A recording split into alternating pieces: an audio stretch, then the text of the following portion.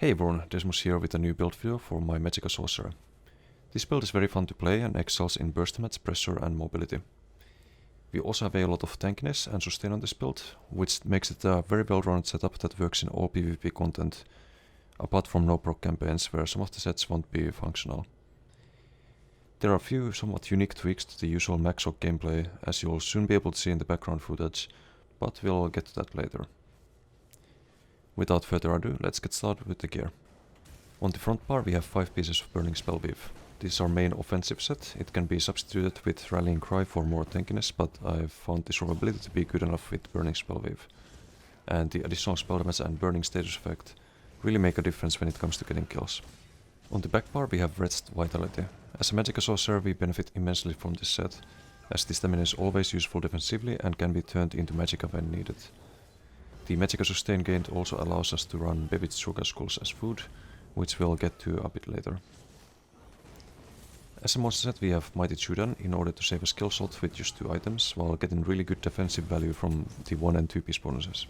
Since this set basically allows us to find bar space for race against time, just consider it a 10% crit damage bonus from the 2 piece. As a mythic item we have Deathless Fate. This buffs our stat pools even higher, meaning we not only get damage, but can also shriek or dodge roll more times in a row and gain higher maximum health pool against burst damage. To tie this build together, we have 1 piece of trainee to get us a little bit more max health. The armor should be 6 impenetrable and reinforced heavy chest with triglyphs, the jewelry triune with spell damage glyphs. Front bar weapon is sharpened with a poison glyph, since we already get burning from the Burning Spellweave set. Backbar weapon is defending with weaponymous glyphs, since we want to survive long enough to rebuff and cast Dark Conversion. Most of the healing and survivability happens on the front bar, so powered is of limited value on the back bar. As Mundus we have Lover to round up the penetration a bit, as that is the lowest of our offensive stats. As potions we are using Magicka Spell Crit and Immovable ones.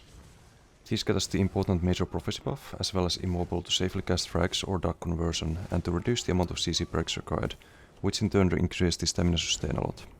Make sure to save the potion for when you're not CC immune, if at all possible. You don't want to overlap the CC immunity with the natural CC immunity.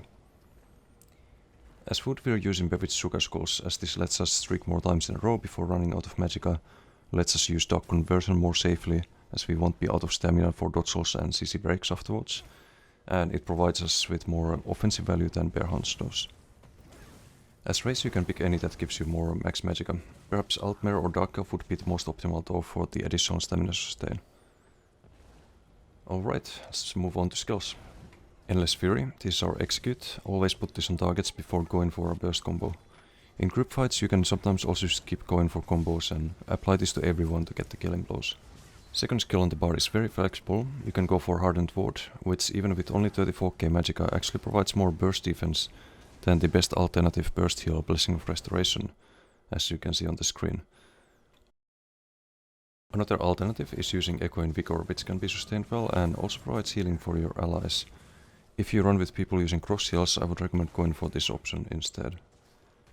Resolving Vigor is also a consideration, but it requires changing Mundus to Serpent and losing out on quite a bit of damage. You can increase the survivability a bit by doing that though. Third skill on the bar is a bit unusual, and it's Bound Armaments. I was actually running this skill in last patch as well on the Magicka Sorcerer, and now that we get full spell damage scaling on it, it feels amazing. This passively buffs the damage of our light axe for some additional pressure, on top of providing a powerful proc we can use every 4 light axe while the skill is active. Similar to Nightblade bow proc. We also gain 8% max health from the Expert Summoner passive while the skill is active, providing some additional tankiness. Streak, this is our main mobility skill as well as CC. Used often you'll be able to sustain that. Crystal Fragment, this is our other proc which we rotate with Bound Armaments to dish out the maximum pressure. In some situations you can also hardcast the ability, as it can proc the proc itself, which you can then throw out instantly along with the hardcast frag, as the global cooldown for skill casts begins at the start of the cast animation, not the end. You can also follow up a hardcast frag with Bound Armaments or Streak to stun the target. As the offensive ultimate we are using Ice Comet. This can be made land unblocked when comboed with Streak, and it lines up very well with the rest of the burst. On the back bar we have Race Against Time. This is our snare and root removal, as well as Major Expedition, Minor Force and an easy activation for Resto Vitality. Rapid regen. This is our main heal. Try to keep it up at all times when taking damage or anticipating damage. Dark conversion. Used for converting stamina into magicka, but can also be used for the heal when needed, and when rapid regen isn't enough to heal up fast enough. If you use this while CC immune, you can't be interrupted while casting it, but other times be careful and try to use it when behind line of sight or when there's no ranged interrupts. Critical Surge, our major sorcery application, has a good duration and provides us with additional healing. It's usually very easy to proc with the bound armament, streaks, burning and poison dots. Haunting Curse, very easy to apply from back bar before going on offense, after casting all your heals and refilling your resources and buffing up and so on. This skill also activates the Daedric protection passive on the back bar, meaning we get more sustain. Life Giver, this is our defensive ultimate that makes us near unkillable for 5 seconds. This morph also casts Rapid Regen, Blessing of Restoration, which gives us minor resolve for 20 seconds, and Healing Ward. A classic burst rotation with this build would be Haunting Curse into Endless Fury, into Streak, into Frag Proc, but you can add variation to this based on the situation, such as throwing out bound armaments before Streak, for example.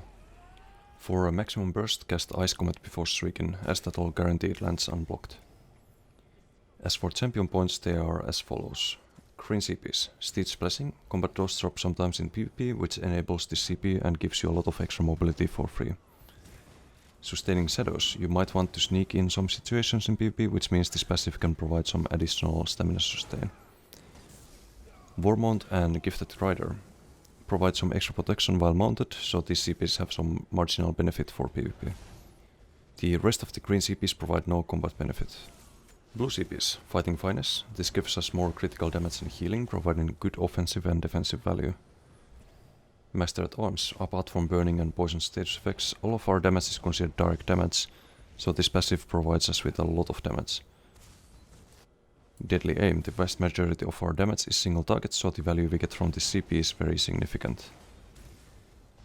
Ironclad, we picked this for some additional tankiness. Most of the dangerous things tend to be direct damage, whether it's Molten Whips, Leaps, Incaps, Bow Procs, Crystal Frags, Purifying Light, Blast Bones and so on. Red CPs, Pain's Refuge. We don't have a cleanse on this build, so there should be a lot of negative effects on us, particularly when outnumbered, meaning this CP provides us a lot of defensive value when it's most needed. Survival Instincts. There's almost always a status effect on you in PvP, so this passive basically just provides 25% cheaper dodge souls blocking, CC breaking and so on. Sustained by Suffering. This rounds up our sustain. There's no lost value here, as this stamina sustain can always be converted into magicka with Dark Conversion. Relentlessness. This provides us with good amount of additional tankiness after a CC, which buys us time to heal up or shield up and streak away. So that's all the CPs. If you followed the build video so far, this is what your stats should look like.